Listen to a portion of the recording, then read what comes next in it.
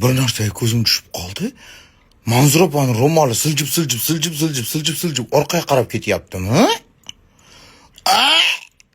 Manzura opa уже cholkani tushiribsiz. Уже oxirgi videosini ko'rib qoldim. Manzura opani cholkasi ko'rinib turibdi. Yechib tashlavering уже. Bo'ldi endi Manzura opa, bo'ldi. Teatr tugadi. Liliput ketdik-ku.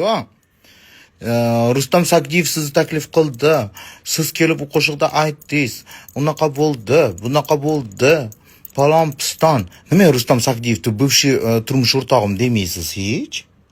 Uy podarka qilgan menga deb intervyuzni ko'rib qoldim. Qiynalib bir so'mga ishlatib, qiynalganman. Hamma artistlar shunaqa deydi. Qiynalganman deb. Nimaga hech Rustam Sagdiyev turmush o'rtog'im meni bivshiy turmush o'rtog'im. Keyin men klipdagi bolani sevib qolib tashlab ketganman demaysiz hech Manzura opa? Hech ham aytmaysiz nega?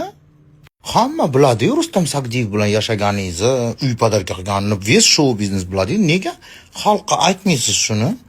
O'zim to'plaganman uyga 1 so'm qilib to'plaganman deb aldaysiz. Katta xotinsiz 45 ga kirdingizmi, 50 ga kirdingizmi, nechaga kirdingiz? PR qilavermasdan haqiqatni hech aytib chiqasizlarmisizlar? Turmushga chiqmaganman demanglar, iltimos. Rustam Sagdiyev bilan nikoh o'qitib yashagansiz-ku, nega yashayapsiz xalqdan? Tavba. Biz O'zbekistonda erkaklarni olib chiqib PR qilish moda bo'ldi.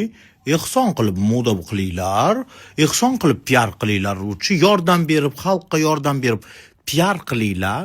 Manzura opa o'sha tug'ilgan kundan oshmay qo'ydi, itam to'yga chaqirmay qo'ydi. Manzura opa, katta xotinsiz. Endi oldingizga alfonslar to'plab olib PR qilmang. Biz bilamiz-ku nimaga turmushga chiqmaganman hali men turmushga chiqmaganman deyishdi, PR qilib olgansiz. To'g'risini ayting. Birinchi Rustam Sagdiyev, keyin pakana sizni hijobga kirgizdirgan. Klipdagi tigrlar, levlar chiqqan klipda klipdagi bolani sevib qoldi. U gay ekan edi, naxuy dedi.